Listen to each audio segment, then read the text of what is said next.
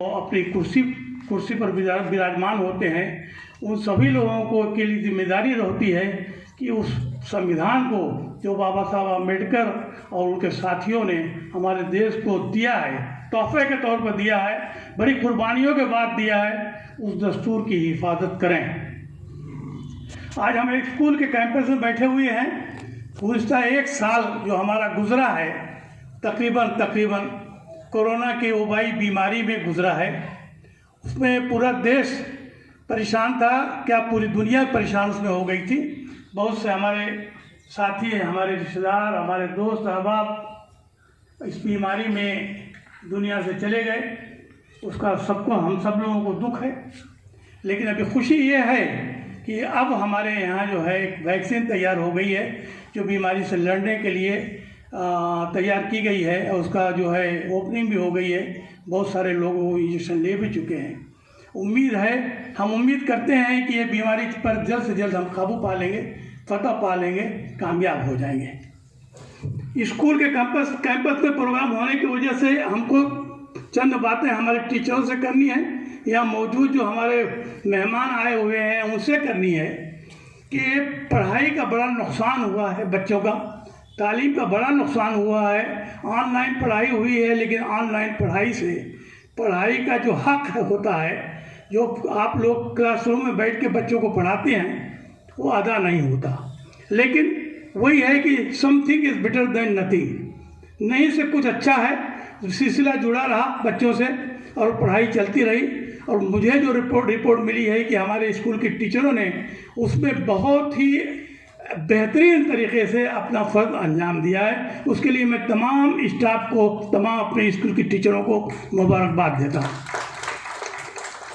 आज आप लोगों के सामने बहुत बड़ा चैलेंज है कि जो गुजरा हुआ कल है, जो नुकसान हुए गुजरे हुए कल में जो हमको हमारे बच्चों का या जिसका भी नुकसान हुआ है, उसकी भरपाई कैसे की जाए।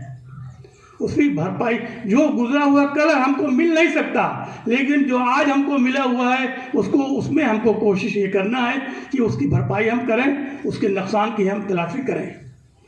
आज बच्चों के अंदर बहुत स्कूल छूट जाने की वजह से, स्कूल से दूर होने की वजह से बहुत सारी उनके अंदर जो है खराबियाँ, कमियाँ पैदा हो गई हैं। आने के बाद उन पर आप लोगों को ख़ास तौर से ध्यान देना होगा। कल ही की न्यूज़ में मैं सुन रहा था कि चौथी क्लास का बच्चा शराब का आदी है और अपने बैग में, स्कूल के बैग में शराब लेके आता है। कल ही के टीवी में अगर किसी ने मराठी टीवी देखा होगा तो नांदेड़ ज़िला नांदेड़ में।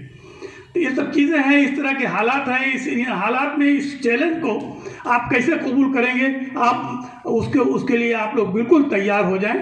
और मुझे उम्मीद है कि किसी तरह से भी आप कम नहीं पड़ेंगे उसमें। आज एक सबसे बड़ी बीमारी हमारे देश में जो लगी हुई है, तमाम बहुत सारी बीमारियां हैं, लेकिन झूठ बोलने की बीमारी नीचे से ऊपर तक लगी हुई है। और झूठ को इस तरह से बार बार बोल के उस पर सच की पॉलिश कर देते हैं।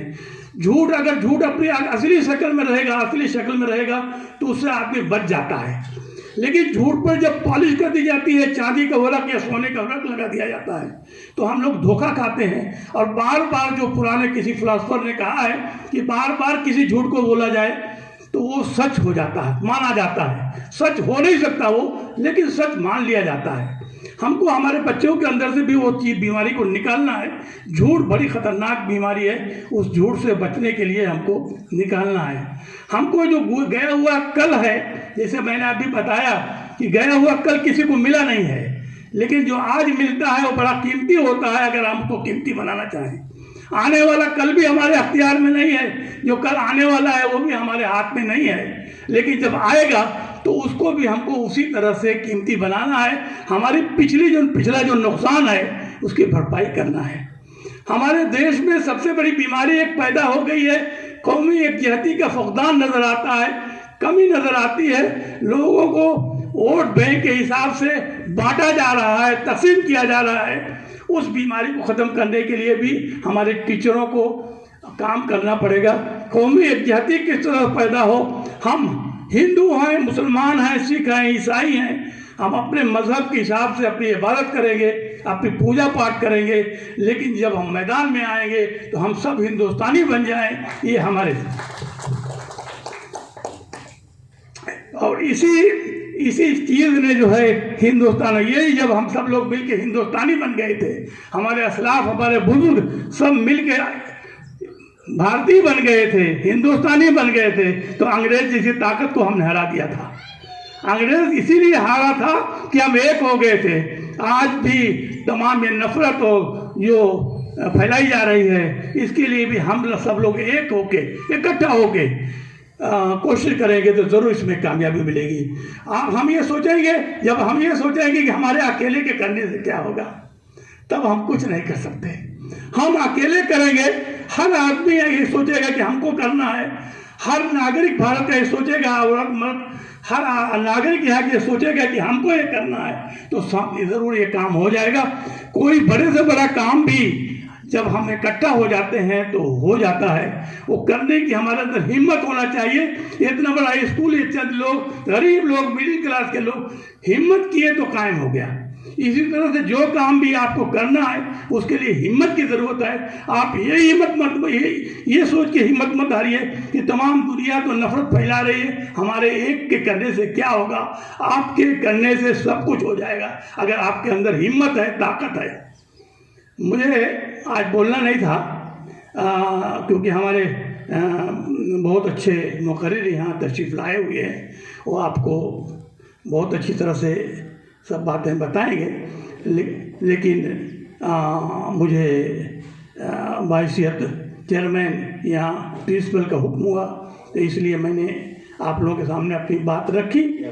आने वाले चंद दिनों में हम कोशिश कर रहे हैं कि आपका इदारा अभी तक हाई स्कूल था, लेकिन आने वाले चंद दिनों में अल्लाह ने चाहा इंशाअल्लाह कोशिश हो रही है, कागजी कार्रवाई हो रही है, तो ये बीना इंग्लिश मीडियम स्कूल बीना जूनियर कॉलेज होने के लिए जा रहा है। इसके लिए आप लोग दुआएं और आप लोगों का ताउन इसके लिए मिलता रहेगा, तो यकीनन हम तरक्की के राह पर जो निकले हुए हैं आगे बढ़ते चले जाएंगे। मैं अकेला ही चला था जानिबे मंजिल, मगर लोग साथ आते गए और कारवां बनता गया। उसके बाद अल्लामा इकबाल का एक शेर पढ़ के कि सारे जहां से अच्छा हिंदुस्तान हमारा, हम बुलबुलें हैं इसकी ये गुलस्तां हमारा। आज के इस मुबारक दिन पर हम तमाम लोगों को दिल की गहराइयों से, हमारी सोसाइटी की तरफ से, हमारे स्कूल की तरफ से मुबारकबाद देते हैं और शुभकामनाएँ देते हैं। हम आगे बढ़ते रहें, तरक्की करते रहें, हमारा देश आगे बढ़ता रहे, तरक्की करता रहे, ये हमारी दुआएँ हैं। आखिर दावाना अनिल हम्दुलिल्लाह।